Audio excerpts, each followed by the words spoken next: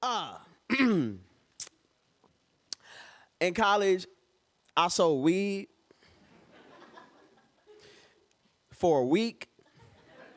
I wasn't good at it, but I was so impressionable at 18. It's 2007, and I'm going to Lincoln University in Pennsylvania. And at that point, trap music was really bubbling. I know everybody in the crowd is familiar with trap music, right? Oh, this is the great demographic of trap right here. So, some of the people that were really instrumental around that time were Rick Ross, The Boss, Lil Wayne, and Young Jeezy. And Young Jeezy was so boisterous, and he had this voice and these ad-libs that would literally make you want to sell cocaine.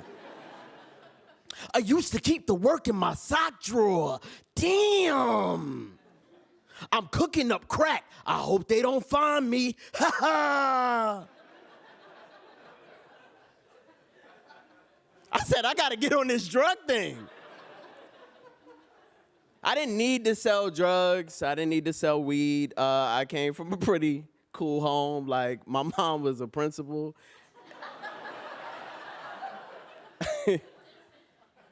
She, like, would take me to museums and shit. Like, I was in dance class. Like, it was a lot of things. You know, I shouldn't been selling weed, you know? But I was so compelled. And around that time, I knew a lot of weed salesmen. In fact, one of my roommates, who I'll call P, just for this story, sold weed. And P was very calm. You know, he had a little bit of jewelry, but usually would just fill up his car with gas and buy Chinese food with all his weed money. And I thought that was the coolest shit at 18. And so I knocked on his door in our suite one day, and I said, hey, I want to talk to you for a minute. And he just ashed out a big blunt, and he said, do you want some? I said, no, I don't smoke. And he was like, okay, cool. And so I said, listen, I think I want to sell weed. And he was like, seriously? I was like, seriously. And he was like, you want me to front you the drugs? I said, duh, I'm your roommate, like, of course. And he said, I don't think it'll work out with you, man. I said, why? He's like, you're too optimistic. Now, I've had this personality since I was yay high. In fact, I've been saying yay high since I was yay high. So I was just like, you know, like, yeah, but I want to give it a try. Like, I think I would be really good. I know a lot of people on campus. Business will be booming. And he said, all right, I'll give you a trial base. So he gave me 3 dime bags, which is 3 little nuggets of weed, and 2 cigarillos, which you roll the weed. Should I have to explain how to roll marijuana up? Okay. And he said, if you sell it, like, you know, it'd be cool, and I'll give you more. I was like, cool, bet. So I take the drugs and the papers back to my room, and I'm just looking at it on my desk and writing rhymes like Young Jeezy. I kept the weed in the sock drawer, ayy. I'm moving my books around to front my work, damn. Feeling really good.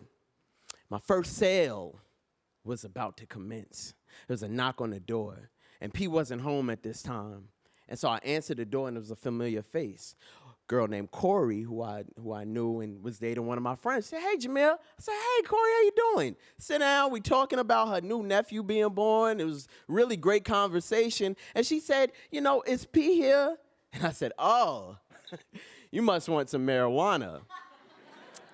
Don't worry, I got you. What kind of marijuana do you want? I got a nug, I got a bigger nug, I got some papers. Like, what do you want? Like, I got you. Would you like all the weed? How would you like me to put the weed and give it to you? Do you have $10, $20? What are you willing to spend for the marijuana that I have? And she said, I am not buying from you. And I said, why, Corey? And she said, because you might be an undercover police officer.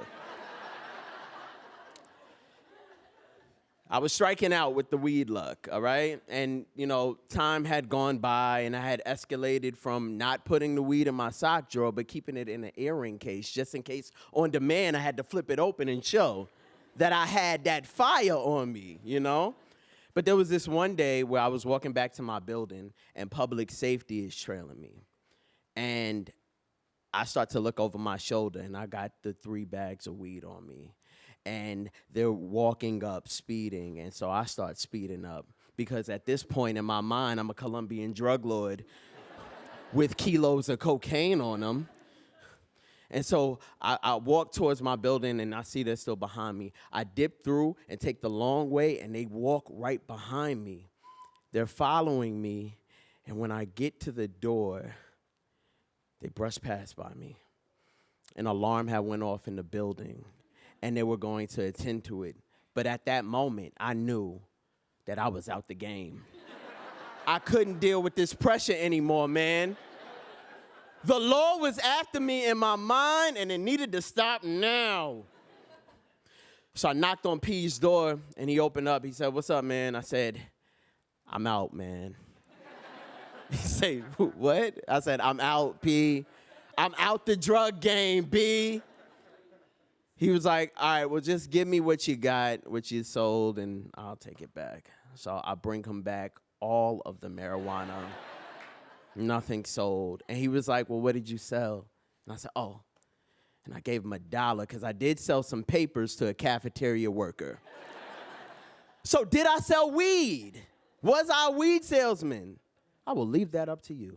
I'm Jameer Pond. Thank you.